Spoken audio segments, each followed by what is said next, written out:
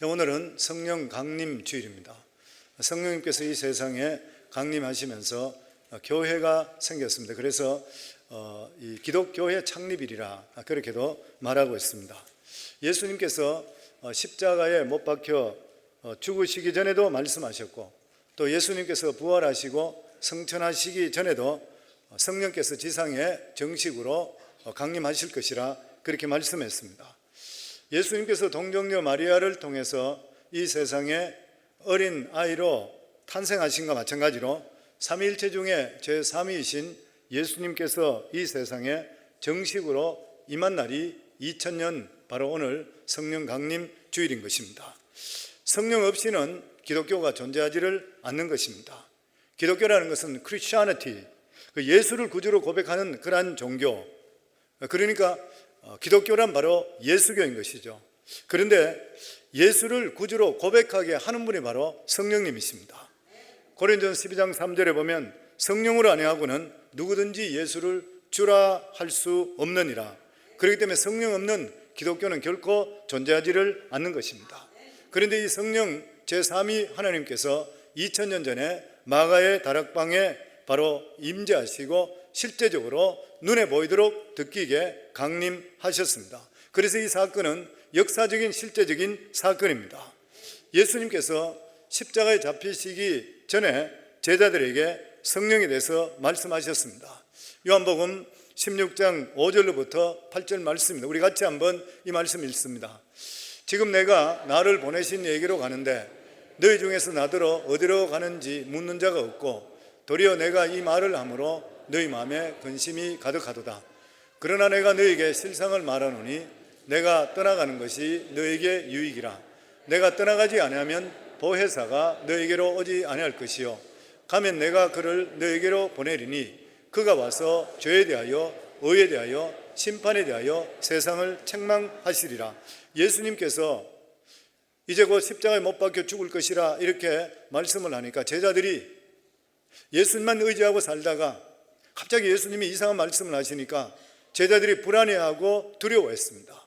그랬을 때 예수님께서 제자들에게 내가 떠나는 것이 오히려 유익이라. 그러면서 내가 떠나면 보혜사를 너에게 보내줄 것이라. 보혜사는 말이 파라클로토스, 원어로서 그 말씀이 뭐냐면은 법적인 용어인데, 법정에서 나를 위해서 위로해주고 대신 변론해 주는 분, 이게 바로 파라클로토스. 그러면서 예수님께서는 요한복음 14장 6절에 보면 나 아닌 다른 보혜사를 너에게 보내주어, 예수님도 보혜사 하나님이시요, 그리고 성령님도 보혜사 하나님이시요, 성령님도 우리와 함께 하시면서 위로하시고 충만케 해주시면 예수님도 마찬가지로 우리를 구원케 해주시고 우리를 위로하시고 우리를 이끌어 주시기 때문에 보혜사 바로 하나님이신 것이요. 그리고 첫 번째 보혜사는 예수님이시고, 그리고 두 번째 보혜사는 성령을 우리 속에 보내주시는 거예요. 그러면서 예수님께서 십자가에 못 박혀 죽으시고 3일 만에 다시 부활하시고 40일 동안 승천하시기 전에 이 세상에 계셨습니다. 그리고 승천하시기 전에 또다시 제자들에게 보혜사에 대한 말씀을 하십니다. 사도행전 1장 3절에서 5절까지 말씀입니다. 같이 읽습니다. 그가 고난받은 후에 또한 그들에게 확실한 많은 증거로 친히 살아계심을 나타내사 40일 동안 그들에게 보이시며 하나님 나라의 일을 말씀하시니라. 사도와 함께 모이사 그들에게 분부하여 이르시되 예루살렘을 떠나지 말고 내게서 들은 바 아버지께서 약속하신 것을 기다리라. 요한은 물로 침례를 베풀었으나 나는 몇 날이 못되어 성령으로 침례를 받으리라 하셨느니라. 이 말씀을 하신 후에 예수님께서 승천하셨습니다. 사도행전 1장 9절 말씀입니다. 같이 읽습니다. 이 말씀을 마치시고 그들이 보는데 올려져 가시니 구름이 그를 가리어 보이지 않게 하시더라. 예수님께 승천하시기 전에 다시 성령에 대해서 말씀합니다. 아버지께서 약속하신 것을 기다리라. 요한은 물로 침례를 베풀었으나 너희는 몇 날이 가지 않아서 며칠 되지 않으면 너희들은 성령의 침례를 받을 것이라. 그래서 이 말씀을 듣고 제자들은 모여서 전심으로 하나님께 기도합니다. 왜냐하면 며칠 있으면 성령의 침례를 받는다고 그렇게 말씀하셨기 때문에. 그래서 마가의 다락방에 아마 성지순례 가셔서 마가의 다락방에 가보신 분은 알지만 아마 우리 예배당만큼 큰 것 같아요. 굉장히 컸다고 기억나요. 거기에 모여서 120문도가 전심으로 하나님께 기도했습니다. 그 사건에 대해서 사도행전에 이렇게 기록하고 있습니다. 오늘 읽었던 말씀인데 사도행전 2장 1절부터 4절까지 저희들 같이 읽습니다. 오순절 날이 이미 이르매 그들이 다 같이 한 곳에 모였더니 헐련히 하늘로부터 급하고 강한 바람 같은 소리가 있어 그들이 앉은 온 집에 마치 불의 혀같이 갈라지는 것들이 그들에게 보여 각 사람 위에 하나씩 임하여 있더니 그들이 다 성령의 충만함을 받고 성령이 말하게 하심에 따라 다른 언어들도 말하기 시작하니라. 그들이 오순절날, 그러니까 6월절, 예수님께서 6월절에 예수님 십자가에 못 박혀 죽으셨죠. 그러니까 6월절 지나고 나서, 그리고 한순이 열흘입니다. 한순 열흘. 그러니까 바로 50일이 지난 후에, 5순이 지난 후에 오순절 날 마가의 다락방에서 전심으로 하나님께 함께 기도하고 있을 때에 홀련히 하늘로부터 급한 강한 바람 소리, 여러 가지 사건들을 통해서 바로 성령께서 직접적으로 강림하시는 것이요. 이렇게 강림하실 때에 귀로 실제적으로 듣게 됩니다. 예수님의 사건은, 성령의 사건은 그 있던 모든 사람들이 실제로 듣는 것이요. 청각적인 현상이 일어납니다. 사도행전 2장 2절 말씀에 보면 홀련히 하늘로부터 급하고 강한 바람 같은 소리가 있어 그들이 앉은 온 집에 가득하며 바람 소리가 엄청 큰 바람 소리가 그곳에 불었다는 것이요. 바람 소리, 영적인 소리인 것입니다. 에스겔 37장에 보면 거기 역시 마찬가지로 생기야 너는 저 뼛속에 들어가라, 해골 속에 들어가라. 하나님의 생기가 뼛속에 들어갈 때에 죽었던 뼈들이 그것에 다시 근육이 생기고 연결되면서 군사로 다시 일어나게 되어 있습니다. 그래서 하나님의 성령이 우리 속에 들어오게 될 때에 죽었던 심령이 회복되는 역사가 임하게 되어 있는 것이고 영적 지진이 일어나게 되어 있는 것이요.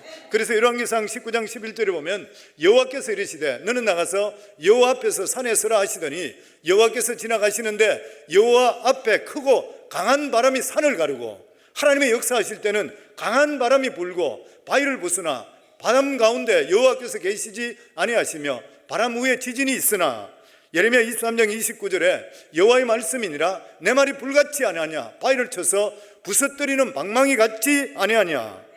오순절 날 성령이 임할 때에 120문들에게는 영적 대지진이 일어났습니다. 성령의 역사란 이론과 교리가 결코 아니라는 것이에요. 성령의 역사는 체험을 반드시 동반하게 되었습니다. 체험 없는 신앙은 믿음이 있는 것 같지만 실제적으로 지식적인 신앙이기 때문에 어려움 일이 당할 때 무너지는 것이요, 갈팡질팡하는 것이요. 체험적인 신앙은 겪어봤기 때문에 어떤 일이 있다 한다 하더라도 하나님을 신뢰하고 움직이지를 않는 것이요. 그래서 옛말에 보면 백문이 불여일견을 했듯이 성령에 대해서 100번 듣는 것보다도 한 번 체험하는 것이 낫는 것입니다. 예수님을 철학이나 그리고 교리로 믿지 마시기 바랍니다. 기독교는 종교가 아니라 생명인 것이요. 믿으면 살고 믿지 않으면 죽는 것이요. 믿으면 천국, 믿지 않으면 지옥인 것이요. 잡담 여러 말이 필요 없는 것이요. 뿐만 아니라 예수님께서 성령께서 강림하실 때에 제자들이 실제 눈으로 보게 됩니다. 시각적인 현상입니다. 사도행전 2장 3절에 보면 마치 불의 혀같이 갈라지는 것이 그들 위에 보여 각 사람 위에 임하여 있더니, 불의 혀 같은 것, 이런 것들이 각 사람 위에 임하는 것이 보이는 것이요. 불의 혀 같은 것이 120문도 머리 위에 임했다고 하는 것이요. 그래서 성령이 임한 그러한 사람은 뜨겁습니다. 성령의 불이 우리 속에 들어오면 열기를 느끼는 것이요. 그래서 교회에서도 뜨거운 사람은 뜨거운 사람끼리 모이게 되어 있는 것이요. 그런데 말세가 되면 어떻게 되느냐? 신앙이 식는다 그랬습니다. 계시록 3장에 보면 말세의 교회의 표징이어서 라오디게아 교회인데, 이 교회는 마치 거기에 있는 온천과 마찬가지로 덥지도 않고 뜨겁지도 않다 그랬습니다. 그래서 예수님께서 덥든지 아니면 찹든지 그렇지 않으면 내 입에서 토해낸다 그랬던 것이요. 무슨 말인 것입니까? 믿음 있는 것 같기도 하고 없는 것 같기도 하고, 이런 어중쩡한 신앙생활 하지 말라고 하는 것이요. 성령의 불이 우리 속에 임할 때는 이 완악한 마음을 녹이는 것이요. 성경이 우리 보고 원수를 사랑하라 하는데 우리가 어떻게 원수를 사랑합니까? 그런데 성령이 우리 속에 임하게 될 때에 용서하지 못할 사람이 없는 능력을 우리에게 허락해 주시는 것이요. 또 뿐만 아니라 성령 강림할 때에 행동으로 나타나는데 특별히 말이 바뀌었습니다. 사도행전 2장 4절에 보면 그들이 다 성령의 충만을 받고 성령이 말하게 하심을 따라 다른 언어로 말하기 시작했다 그랬습니다. 성령이 임하게 될 때에 다른 방언을 합니다. 새로운 말을 합니다. 마가복음 16장 17절에는 믿는 자들에게 이런 표적이 따르리니 곧 그들이 내 이름으로 귀신을 쫓아내며 새 방언을 말하며, 성령 받게 되면 내 입술의 말이 바뀌는 것이요, 세상 말에서 천국 말로 바뀌는 것이요. 예수 믿고 구원받은 사람은 세상 말하고 돌아다니서는 안 되는 것이요, 하나님 나라 말을 할 수가 있어야 되는 것이요. 하나님 나라의 어떤 말입니까? 우리가 죽었던 우리들이 예수 그리스도로 말미암아 영원한 생명을 소유했다 하는 나라 말인 것이요. 예수 그리스도의 보혈의 피로 말미암아 우리는 거룩해졌다 하는 나라 말인 것이요. 나는 예수를 믿음으로써 저주에서 해방됐고 아브라함의 축복과 그리고 형통의 복을 받았다 하는 나라 말인 것이요. 나는 그리스도로 말미암아 부활 영생 천국을 소유했다 하나님 나라 말인 것이요. 나는 택한 백성이요 왕같은 제사장이요 거룩한 나라요 하나님 나라의 소유가 되었다 하나님 나라 말이에요. 아담과 하와의 죄로 말미암아 영원히 죽을 수밖에 없는 우리들, 병들고 죄악 가운데 죽을 수밖에 없는 우리들이 예수 그리스도의 보혈의 피로 말미암아 영원히 잘된 같이 범사에 잘되는 이러한 형통이 내 속에 임했다 하나님 나라 말인 것이요. 세상에 이런 말이 없습니다. 예수 믿기 전에 이런 말 들을 수가 없어요. 들어도 무슨 말인지 알 수가 없는 것이요. 나는 이제부터 세상적으로 살지 않고 하나님 말씀대로 살겠다 하나님 나라 말이요. 하나님만 의지하고 살겠다 하나님 나라 말인 것이요. 나는 하나님 은혜 속에 매일매일 이기고 승리하며 산다 하나님 나라 말인 것입니다. 이 말은 세상 사람들이 들으면 무슨 말인지 몰라요. 알 수가 없는 것입니다. 그런데 예수 믿는 사람은 아멘하며 받아들이는 것이요. 오늘도 이 말씀이 있을 때 아멘으로 받아들이시면 아멘 하시기 바랍니다. 아멘.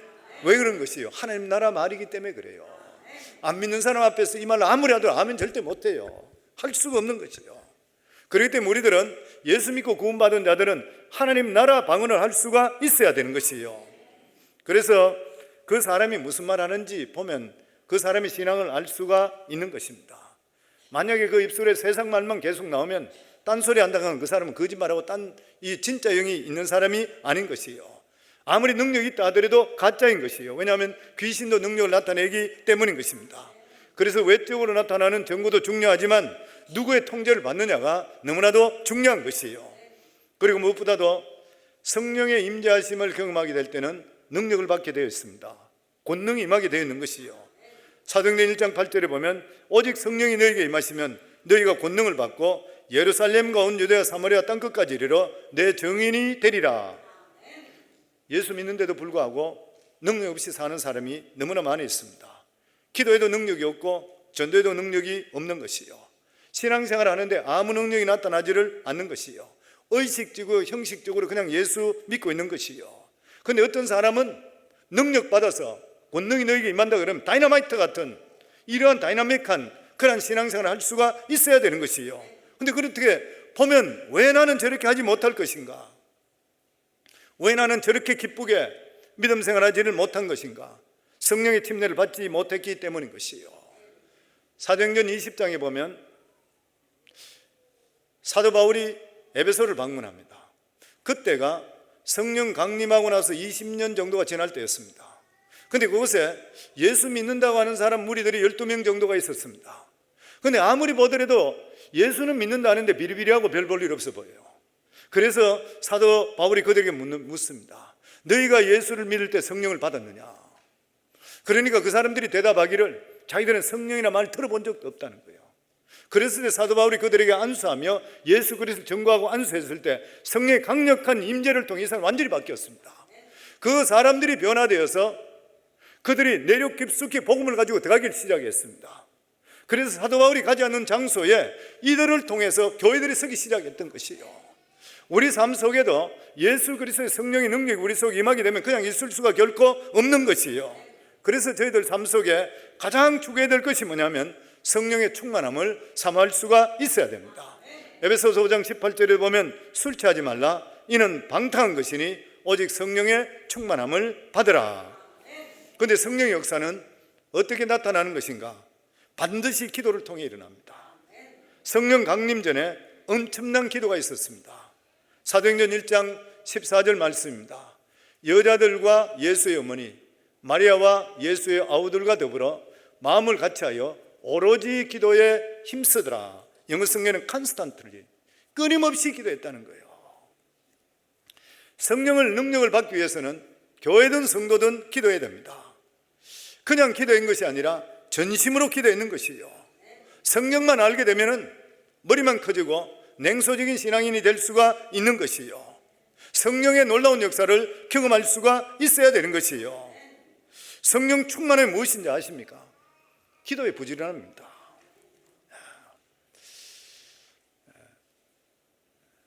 우리가 바쁘다고 해서 기도 못한다 하는 것 실제적으로 핑계입니다.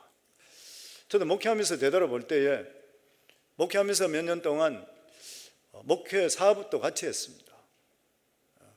교회 도움을 받지 않고 그냥 계속적으로 사업을 몇 년 동안 했는데, 그러면서 제가 뒤돌아보면 그때 내가 기도를 적겠냐? 절대 아닌 것 같아요. 굉장히 바쁜데도 불구하고 사업도 하고 교회도 하고 이렇게 얼마든지 바쁜데도 불구하고 참 기도 많이 했는 것 같아요.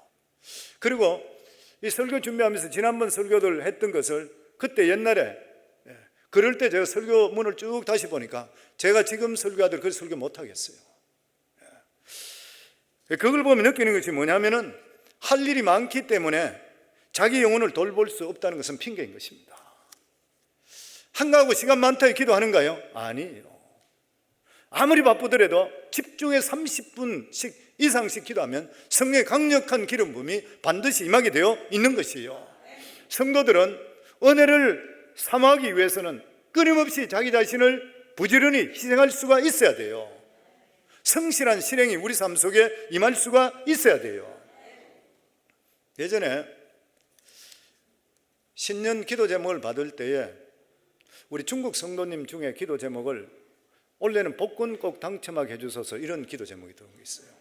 그런데 그걸 우리 중국 전도사님이 받아가지고 나한테 전해주질 않고 제가 목사님 도저히 전해드릴 수가 없어서 안 전해드렸습니다. 그렇게 이야기한 것을 제가 기억하고 있습니다. 성는 로또 1등에 당첨하는 확률이 몇 분의 1인지 아시죠? 800만 분의 1입니다. 800만 분의 1의 이 찬스는 한 번에 벼락 2번 맞는 것과 5번 교통사고 당하는 거 똑같다 그래요. 로또 당첨됐다 그러면은 그 확률이 한 번에 번개불에 2번 맞는 거예요. 그리고 5번 교통사고 나는 게 동시에 일어나는 확률과 똑같다 그래요. 그러니까 이런 것은 헛된 환상에 불과한 것이요. 사람들이 이렇게 하는 그 이유가 뭐냐면 한 발 한 발 나가는 것이 피곤하니까 한 방에 모든 걸 끝내버리려고 그래요. 은혜 세계도 마찬가지입니다. 자기를 죽이고 자기를 부인하고 매일매일 거듭나여 다해가는 삶을 살아가는데 이렇게 매일매일 애쓰고 살아가는 그런 삶, 이게 힘든 거예요. 그러니까 한 방에 그냥 은혜가 부어져서 문제가 해결되기를 원하는 것이에요. 영적 세계의 한방 정신인 것입니다. 이것은 어디서 오냐면 영적 게으름인 것이에요. 대박을 꿈꾸는 사람들의 공통점이 뭐냐면은 희생과 고통 없이 단번에 손을 넣으려는 것, 게으름, 사탄이 주는 것입니다. 게으름은 어디서 왔으면 원래 에덴 동산 지을 때 게으름이 없었어요. 사탄이 주는 것이에요. 만약에 성도님 마음속에 이런 마음을 가지고 있다면 그것은 성령 충만하지 못하기 때문인 것이요. 왜 최선을 다하지 못하는 것이요? 답은 아주 간단합니다. 최선 다하려면 힘들기 때문에 그래요. 기도도 마찬가지입니다. 적당하게 대박을 꿈꾸어서는 안 되는 것이요. 예수님도 사역을 밤늦게까지 하시고 새벽 미명에 다시 일어나서 기도하셨습니다. 하루의 사역을 금을 통해서 감당하셨던 것이요. 그래서 성령 우리 삶 속에 영적인 노동이 반드시 필요한 것이에요. 우리 교회 보면은 새벽 기도 하시러 오시는 분들이 많이 있습니다. 근데 새벽에 와서 조는 분도 보면 귀하게 생각돼요. 오늘도 이렇게 예배당에 와서 예배 드리는 분, 늦게 오신 분도 계실 거예요. 그래도 저는 사랑합니다. 예전에 별로 사랑 안 했어요. 예전에 새벽기도 와서 조는 사람 저 별로 사랑 안 했어요. 저 사람이 왜 저러나 이렇게 생각했어요. 그런데 예전에 말씀드렸죠. 어느 순간 하나님께서 그 마음을 주셨던 게 초창기 때 새벽기도 하는 사람 몇 명 되지 않을 때 그 중에 장로님 두 분이 한 분은 눈을 뜨고 자고 한 분은 눈을 감고 자고 이래서 그래서 엄청 스트레스 받아서 그리고 설교 안 하기로 했다 그랬잖아요. 설교 안 하겠습니다. 그리고 와서 예배만 드리세요. 그런데 둘째 날 새벽에 하나님께 저에게 보여주신 것이 하늘로부터 밧줄이 내려오며 두 분을 꽁꽁 묶는 것이에요. 그러면서 음성이 들리기를 이 두 사람이 너에게 아론과 훌이라. 그때부터 제 인생이 바뀝니다. 아, 엎어지고 끄퍼지고 졸더라도 나와 있는 사람이 아론과 훌이구나. 예배당에 오늘도 설교 들을 때 눈을 바짝바짝하고 듣는 분이 있고 아니면 반전도 정신이 가서 듣는 사람이 있을 거예요. 그럼에도 불구하고 나는 사랑해. 그게 왜 그러냐면 너무 귀한 거예요. 그게 하나님께서 그 두 사람을 보여줌을 통해 졸더라도 나와 있는 사람이 이 교회의 아론과 훌이라는 거예요. 그래서 성도님께 늘 말씀드린 대로 문제가 생길 때 아니면은 교회 오기 싫어도 술이 채더라도 엎어져도 교회가 엎어져라 그런 거예요. 들어오기만 들었다가 복 받는 것이에요. 보면 성도님 절대로 세상에 나가서 노동을 하더라도 요즘 같은 날은 스페니시 하루 쓰더라도 150불 200불 준다 그러잖아요. 삽을 하나 팔더라도 그 정도 되는 거예요. 우리가 성도님 여기 교회에 와서 하루 종일 만약에 기도하신다 그러면 그 사람은 하루 일당에 30배, 60배, 100배의 놀라운 역사가 임하게 되어 있어요.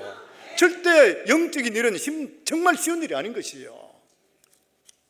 그러니까 성도님들, 내가 적당히 그냥 왔다 갔다 하면서 큰 복 받겠다 생각하는 사람은 로또 바라는 사람 똑같아요.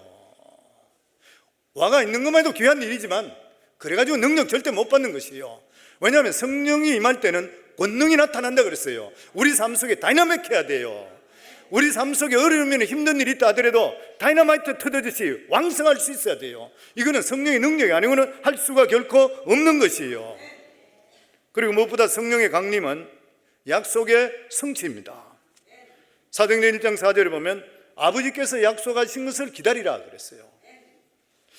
하나님의 약속은 반드시 이루어지십니다. 성령의 구원자를 보내주셨다는 예수님의 약속이 이루어지셨잖아요. 그리고 또한 아버지가 약속한 성령을 너에게 보낸다, 보혜사를 보낸다 이루어지셨잖아요. 그렇다면 재림 사건도 반드시 이루어지게 되어 있는 것이에요. 예수님의 누가복음 16장에 천국과 지옥에 대한 말씀을 하셨습니다. 우리가 죽고 나면 천국과 지옥도 반드시 있는 것이에요. 사도행전 2장에 베드로가 성령 받고 나서 성령이 오신 것은 구약의 요엘서에 예언한 것을 말씀하신 것이 절대 우연적으로 인위적인 사건이 아니라 그랬어요. 그러면 이렇게 말씀합니다. 하나님 말씀하시기를 말세에 내가 내 영을 너희 모든 육체에 부어주리니 너희의 자녀들은 예언할 것이요 너희 젊은이들은 환상을 보고 너희 늙은이는 꿈을 꾸리라.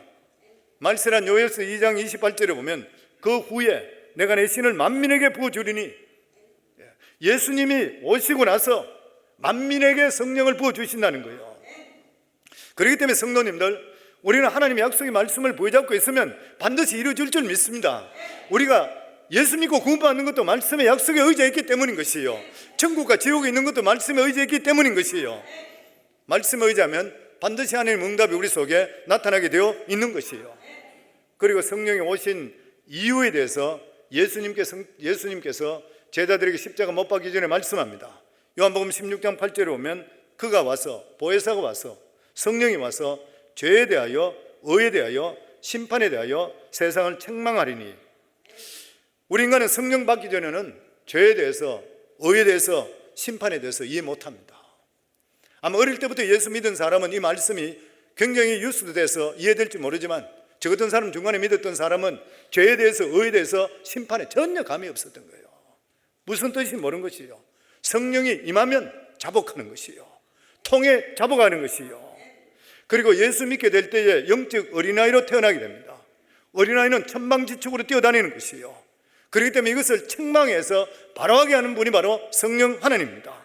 그래서 성령 하나님의 첫 번째 하는 일이 뭐냐면 요한복음 16장 8절에 보면 그가 와서 세상을 책망하시리라. 사람들은 책망받지 않고 사랑만 받으려고 하는 것이에요. 어린아이가 책망받지 않고 자라나게 되면 나중에는 인생을 망치게 돼요. 성령이 오시기 전에는 사람들은 모두 다 자기 의와 자기 기준으로 살아갑니다. 성공 기준을 가지고 열심히 살아가요. 성령이 오신 후에는 말씀이 기준이 되는 것이에요. 그리고 우리 삶 속에 말씀보다 더 중요한 것은 없는 것이에요. 성도님, 복음은 단지 인생관이 아닌 것이에요. 사람은 자꾸만 기독교를 하나의 인생관으로 생각해요. 그리고 종교로 생각하는 것이에요. 아닌 것이에요. 기독교는 믿으면 살고 믿지 않으면 죽는 것이에요.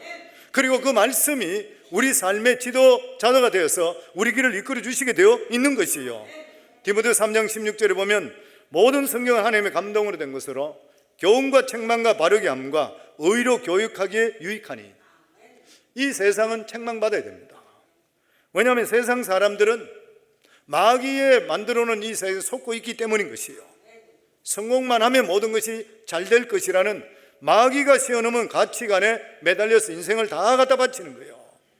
그리고 이 세상이 원하는 대로 살다 보면 나중에 가면 반드시 망하게 되어 있습니다.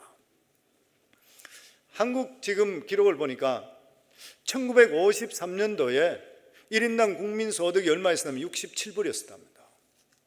그런데 지금 현재 1인당 국민소득이 3만 1,000불이 넘어섰습니다. 5천만 명 이상 되고 3만 불 이상 되는 나라는 전 세계에 한국이 7번째로 그래요. 대단한 나라가 되었습니다. 그런데 한국은 12년 때 ODPC 국가 중에서 자살이 1위, 2위 계속 1위 하다가 신생 딴 나라 갑자기 도름을 통해 2위로 잠깐 떨어졌다 그래요. 하루에 44명이 30분에 40분 사이에 한 사람 자살하고 있습니다.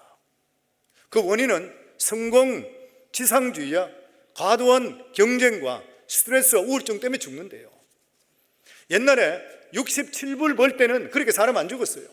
그런데 더 잘 살고 모든 게 다 좋아졌는데 불구하고 사람들은 세상적인 성공에 목매달아 죽는 것이에요, 보면. 그러니까 오늘 성경 말씀대로 너희들이 세상 따라가면 반드시 망한다는 거예요. 그래서 성령께 책망하는 것이 뭐냐면 첫 번째가 죄에 대한 것입니다. 요한복음 16장 9절에 보면 죄에 대하여라면 저희가 나를 믿지 아니하며, 성경 말씀에 보면은 하나님 믿지 않는다고 죄라 말씀하지 않았습니다. 여기 보면 나를 믿지 않는 것이 죄라 그랬어요. 예수 믿지 않는 것이 죄인지 아세요? 그 당시 유대인들은 하나님을 믿었습니다. 그런데 하나님의 아들 예수 그리스도를 보내줬는데도 불구하고 그들은 거부했습니다. 요한복음 1장 11절에 보면 자기 땅에 오매 자기 백성이 영접하지 아니하였으니, 예수 그리스도를 믿지 않는 것이 죄라는 것이에요. 이 말씀이 저는 100% 마음에 들어요. 저는 교회 10년 동안 다니면서도 예수 그리스도가 내 구주로 받아들이지 못했으니까 나는 그게 죄인지 몰랐던 것이에요. 그런데 예수님께서 우리 십자가의 고백 사건을 들으면서부터 예수 고백하는 것이 죄라는 걸 깨달은 것이에요. 똑같은 말씀이 여기 있어요. 죄에 대하면 저희가 나를 예수를 믿지 아니하며, 사람들은 예수 믿지 않는 것을 죄라고 생각하지 않는 것입니다. 다른 종교인들도 하나님은 인정합니다. 자기들도 자기 신을 통해 하나님께 간다고 해요. 그런데 구원의 길은 오직 예수 그리스도밖에 없는 것이에요. 예수께서 이르시되 내가 곧 길이요 진리요 생명이니 나로 말미암지 않고는 아버지께 올 자가 없다 그랬습니다. 다른 이로서는 구원을 얻을 수 없나니 천하 인간에게 구원받을 만한 다른 힘을 주신 적이 없다 그랬습니다. 내가 진실로 진실로 너희에게 이르노니 내 말을 듣고 또 나 보내신 이를 믿는 자는 영생을 얻었고 심판에 이르지 않으니 사망에서 영생으로 옮겼느니라 그랬어요. 그래서 성도님들, 성령으로 말미암지 않고는 예수 그리스도가 구원자로 오신 것을 절대 해석할 수가 없는 것이에요. 예수님의 제자들도 예수님과 함께 있었지만 메시아가 왜 죽는지, 메시아가 왜 저렇게 비참하게 죽어야 되는지 자기들이 이해할 수가 없었습니다. 그래서 예수님께 죽으시고 나서 그들 모두 다 뿔뿔이 다 흩어져 버렸어요. 그런데 나중에 성령이 역사하시고 강림하심을 통해 이 사건을 분명하게 그들에게 가르쳐주기 시작했습니다. 해석해주기 시작했습니다. 성령께서 가르쳐준 것은 예수님께서 우연히 죽으신 것이 결코 아니라, 연약해 잡혀 죽은 것이 아니라 하나님께서 만세전에 계획하신 것이라. 그래서 사도 베드로가 성령 받고 나서 수많은 사람들이 놀라서 바라보고 있을 때 첫 번째 설교가 예수 그리스도 사건에 대한 설명입니다. 사도행전 2장 22절부터 보면 이스라엘 사람들아 이 말을 들으라.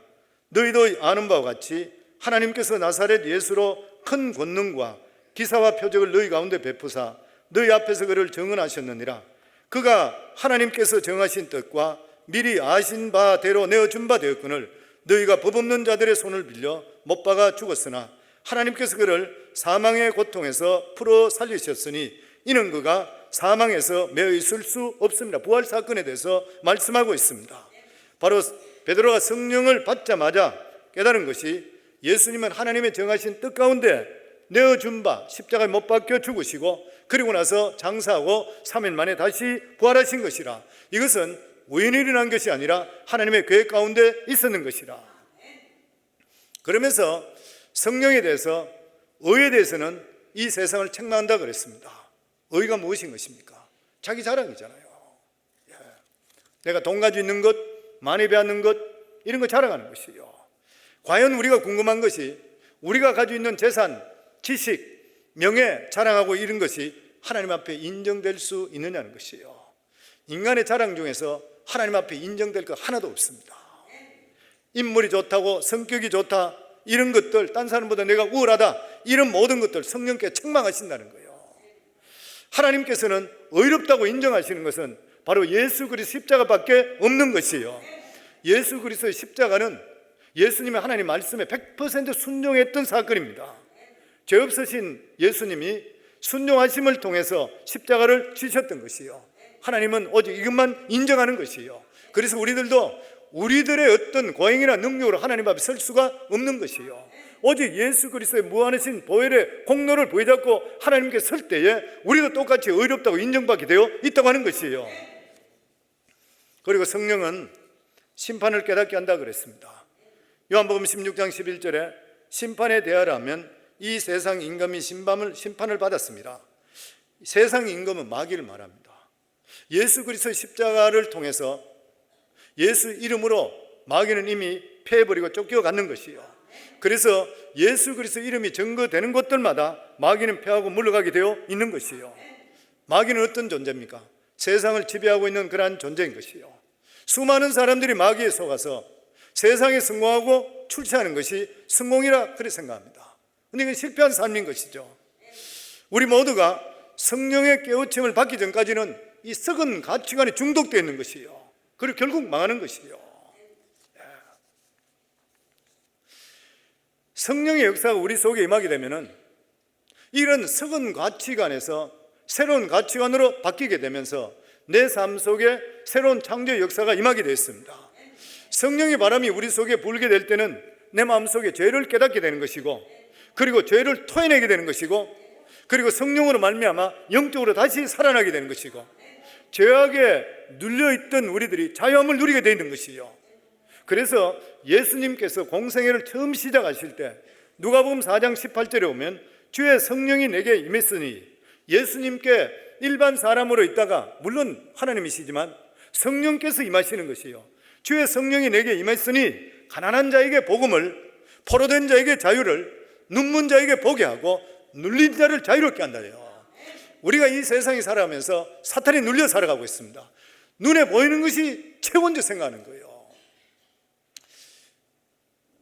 우리 성황교회 지금 3부 찬양대 이름이 요사밧 찬양대인데, 저희 교회 찬양대가 이런 찬양대가 되길 원합니다 하는 그것이 바로 브루클린 타버너클 처치의 찬양대죠. 브루클린 성막교회잖아요. 타버너클. 거기에 찬양대원들이 300명이 넘지 않습니까? 예전에 실제적으로 가서 보고 왔지만 온갖 사람들, 창녀들, 뭐 이상한 사람들까지 예수 믿고 완전히 생각 다 바뀌어버렸어요.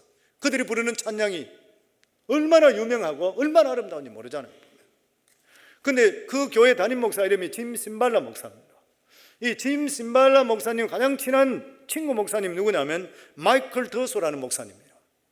이 마이클 더소라는 목사님은 거기서 얼마 떨어지지 않은 퀸즈의 그리스도의 장막 크라이스트 타버너클 처치라고, 그 교회 담임 목사님이에요. 지금도 현재 담임 목사예요.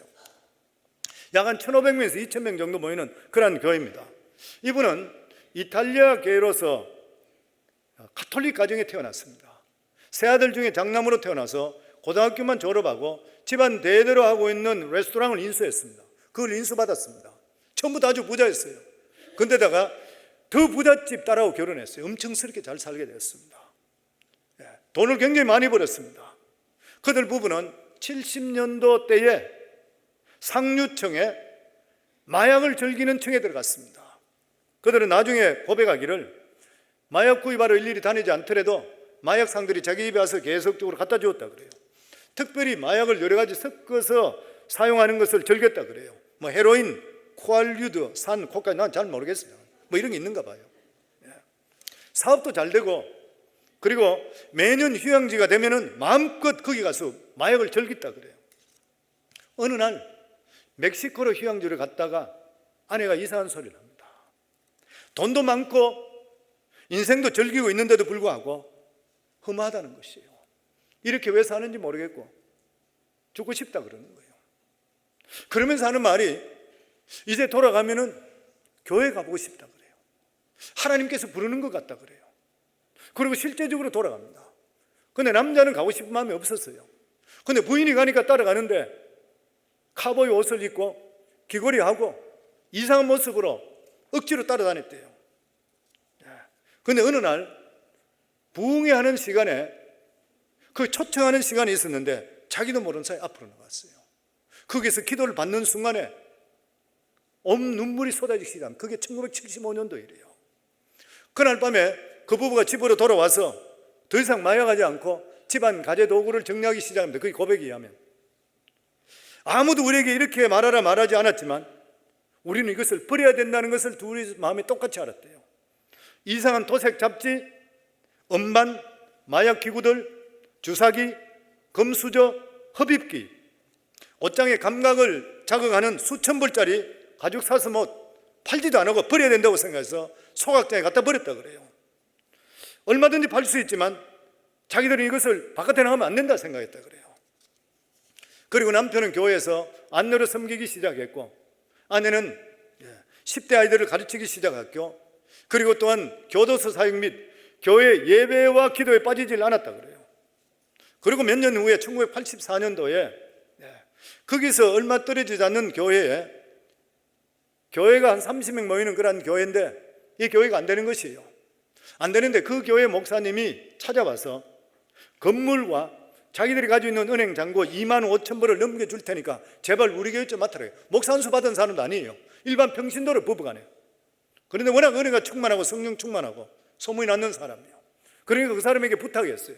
그래서 자기들이 거기서 기도하고 1985년도에 정식으로 그 교회에 임명됩니다.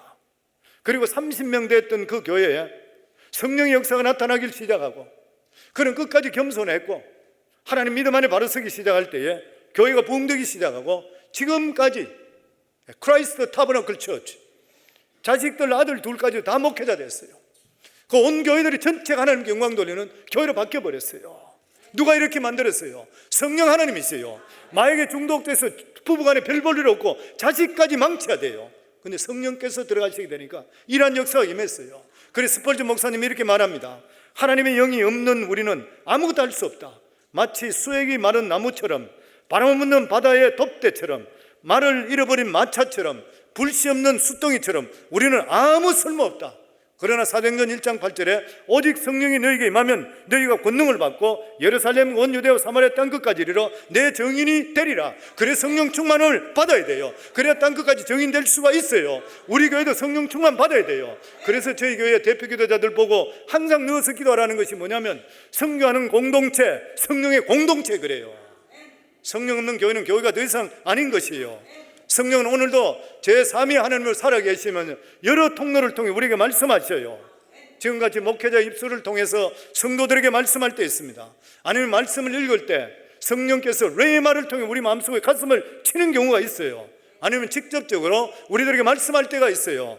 사무엘상 3장 10절에 보면 여호와께서 임하여 서서 전과 같이 사무엘아 사무엘아 부르는지라 사무엘이 이르되 말씀하소서 주의 종이 듣겠나이다. 오늘도 성령께서 우리에게 말씀해 주는 것이에요. 저는 말씀 준비하며 들으니까 생각해 보니까 지금까지 주신 말씀 너무 많아요. 예수가 너를 위해 죽었다. 내 양을 쳐라, 내 양을 쳐라. 아주 선명한 말씀이요. 페아백스 쪽으로 가려고 했을 때에 교회를 처음 시작할 때 알링턴으로 가라, 알링턴으로 가라. 교회를 옮겨야 될 때에 나가라 했을 때 걱정하고 있으나 하나님께서 내가 다 준비했으니 너는 네 할 일만 열심히 하라. 목회 3년 만에 너무 힘들어서 목회 안 하려고, 하나님 나 목회 그만하게 해주세요. 기도가 계속 그거였던 거예요. 바로 이 자리에서 기도했던 거예요. 아침 9시 정도 됐을 때 역시 예배당에 나와서 기도, 하나님 나 목회 그만하게 해주세요.